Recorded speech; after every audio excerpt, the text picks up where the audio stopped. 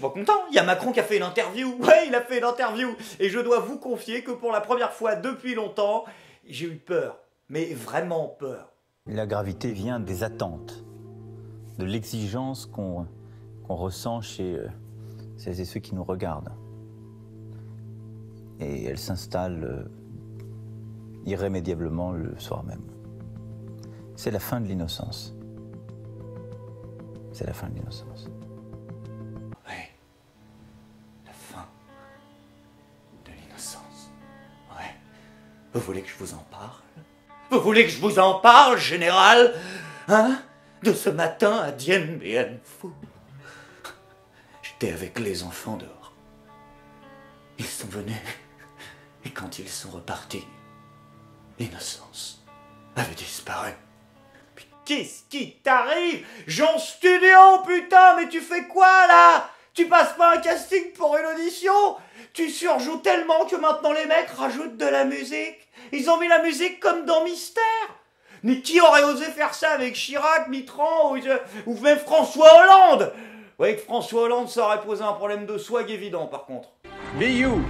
Be proud of you because you can do what we want to do.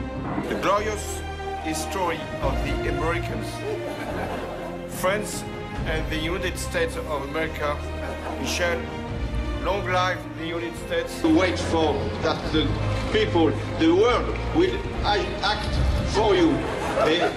And we want a success in Paris. Tu vois, je l'ai tenté, mais à un moment, tu fais ce que tu peux. Plus rien n'est innocent. Mais pourquoi tu remets le monsieur? Je t'ai dit qu'il me faisait peur. Ah mais non, mais putain, mais j'ai compris. Mais je suis trop con. S'il répète pour son prochain film. Hein? Oui, il est acteur maintenant, Macron. Ben, il va jouer dans le prochain film de Daniel Cohn-Bendit. Non, non, c'est pas une news, j'ai vérifié, une fake news, j'ai vérifié, comme d'habitude, c'est pas le Gorafi. Il va jouer dans le prochain film de Cohn-Bendit. Parce que Cohn-Bendit, ça y est, maintenant, c'est le nouveau Roman Polanski. Non, je dis pas ça pour le talent. Et donc, il va jouer dans le film, mais par contre, j'ai pas compris, parce que là, vous allez à Cannes, tout ça, parce que visiblement, ça mérite. Il jouerait son propre rôle. Mais Macron, dans la vraie vie, il joue déjà son propre rôle. Donc, je ne comprends pas ce que ça va changer. Au fond, il n'y a plus d'aventure importante parce qu'on ne risque plus notre vie. Ah bon? On risque plus notre vie? T'es sûr de ça? Bah t'iras expliquer ça, bah non, ce sera dur de leur expliquer, mais aux agriculteurs qui se suicident par exemple, ou aux ouvriers qui se tuent au boulot, au Uber, 90 heures par semaine de nuit, tout ça, t'as pas l'impression que tu clames à 45 ans? Non, ça va, les indépendants qui galèrent sur internet avec un salaire qui peut passer du simple au double sur simple décision d'une multinationale qui vit à Los Angeles, tous ces gens-là, y a pas de problème. Et attention, j'ai pas l'indécence de comparer le statut d'un mec qui a la chance d'être sur YouTube avec le statut d'un mec qui devrait normalement avoir la chance de s'occuper de la Terre, soyons clairs. Je suis profondément convaincu que la faiblesse de nos démocraties contemporaines, c'est le nihilisme et l'affaissement moral postmoderne.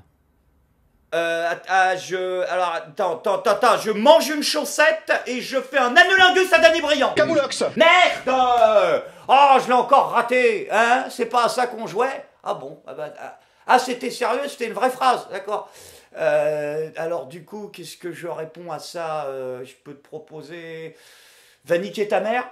Qu'est-ce que tu me dis? Les histoires amoureuses sont possibles parce qu'il y a des interdits. Elles sont belles et grandes parce qu'il y a des interdits. S'il n'y avait pas eu des interdits sociaux, quelque chose de tragique, jamais Roméo et Juliette ou quoi que ce soit n'aurait été écrit. Il n'y aurait que le coucou clock, comme dit Orson Welles. Putain, il a toujours un truc à répondre, ce con. Eh, Macron, c'est bien beau de critiquer l'affaissement moral postmoderne, mais tu es le symptôme, parmi d'autres, de cet affaissement moral postmoderne, justement. Quand on est dans le relativisme constant, plus rien ne vaut rien.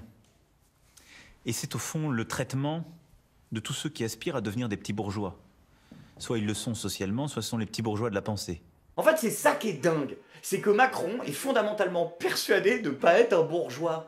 Il est persuadé d'être un mec qui n'était pas dans le système, qui s'est battu pour en arriver là. D'ailleurs, récemment, je regardais toute une série de vidéos justement sur cette interview, et une vidéo que je n'arrivais plus à retrouver, dans laquelle un proche d'Emmanuel Macron témoignait que lorsque Macron lui avait dit qu'il voulait se présenter là en 2017, le mec lui a répondu ben, « faudrait mieux que t'attendes 2022 quand même, t'es un peu jeune ». Et Macron l'a regardé droit dans les yeux et lui a dit « mais tu ne comprends pas le système est mort.